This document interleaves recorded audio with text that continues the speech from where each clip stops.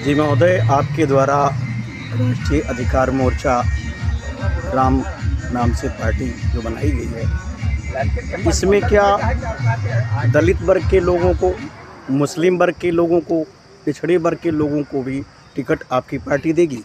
देखिए, कोई भी राजनीतिक पार्टी बनती है संवैधानिक व्यवस्था का सम्मान करते हुए बनती है, और जहाँ जहाँ पे भी आरक्षित सीटें होती हैं या जहाँ पे चुनावी समीकरण होता है, उसके हिसाब से सभी जो जन सामान्य गणमान्य नागरिकों से बातचीत करके टिकट का निर्धारण किया जाता है।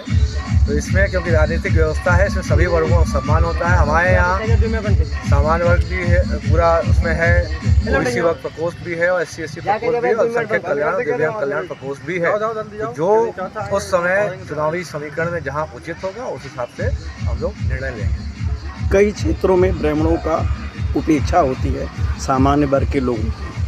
आपकी सरकार आने पर क्या इस पे कुछ करेंगे विशेष रूप से? नहीं, देखिए, रोटी कपड़ा मकान शिक्षा स्वास्थ्य अच्छा परिवार और सुरक्षा, ये जो मूलभूत सुविधाएं किसी भी परिवार को चाहिए होती हैं, किसी भी गणमान्य नागरिक को चाहिए होती हैं। सामान्य वर्ग का प्रतिनिधित्व खत्म हो चुका है। इस समय सामान्य वर्ग का प्रतिनिधित्व करने वाला कोई नहीं है।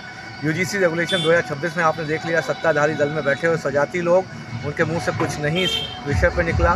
SC/ST एक्ट के दुरुपयोग पर इनसे कुछ नहीं निकलता है। एवं जो आपने देखा होगा, जिस तरीके से प्रयागराज में माघ मेला के दौरान जिस तरीके से जो बटुक शिष्यों पर अत्याचार किया गया, जो सन्यासियों पर अत्याचार किया गया, उन पर भी इन्होंने, जो सत्ताधारी दल में स्वजाति आपके MP MLA बैठे, कोई कुछ नहीं बोलता, क्योंकि एक कंपनी के बंधुआ मजदूर बन के रह गए। एक वेस्ट इंडिया कंपनी के रूप में सरकार संचालित है। आप देख रहे हैं, विदेश नीति इतनी खराब है कि पेट्रोल डीजल सब महंगा होता जा रहा है। देश में अब बहुत ही ज़्यादा आर्थिक संकट होने जा रहा है। तो अलग अलग प्रायोजनों पे ये सरकार अब विफल हो चुकी है। जल्द ही, और जिस तरीके से सामान्य वर्ग का जब प्रतिनिधित्व नहीं है, तो विकल्प के रूप में हम लोग अब स्वयं को स्थापित किया है। राष्ट्रीय अधिकार मोर्चा विकल्प है, जो भी पीड़ित समाज है उसका विकल्प है। हमारे पीड़ित समाज में सबसे ज़्यादा सामान्य वर्ग को पीड़ा हो रही है, और उसका कोई बात सुनने वाला नहीं। सामान्य वर्ग के लोगों के लिए कहा जाता था कोई विकल्प नहीं है। ऐसे में राष्ट्रीय अधिकार मोर्चा जो आपके द्वारा संगठन बनाया गया, जो पार्टी बनाई गई है, इसमें क्षत्रिय वर्ग के लोगों को और कायस्थ वर्ग के लोगों को, और उसके बाद में जो हमारे अग्रणी समाज के लोगों को भी संगठन में पूरी तरीके से क्या सम्मिलित किया जाएगा? बिल्कुल, इसमें सभी, देखिए, इसमें सामान्य वर्ग का प्रतिनिधित्व नहीं है, तो ये एक प्रमुख एजेंडा है पार्टी का, जो लक्ष्य है। लेकिन इसका मतलब ये नहीं है, हमारा ये लक्ष्य नहीं है किसी भी वर्ग के साथ हमारा भेदभाव ना हो, हम ये चाहते हैं। तो हमारे साथ अभी हम लोगों ने एक करणी सेना प्रकोष्ठ, आप जानते हैं करणी देवी हैं, बहुत ही पूजनीय है। इसी तरह चित्रगुप्त प्रकोष्ठ जो कायस्थ समाज के लिए पूजनीय है। इसलिए अग्रसेन समाज प्रकोष्ठ में जो है, अग्रसेन प्रकोष्ठ हमारा अग्रसेन प्रकोष्ठ है।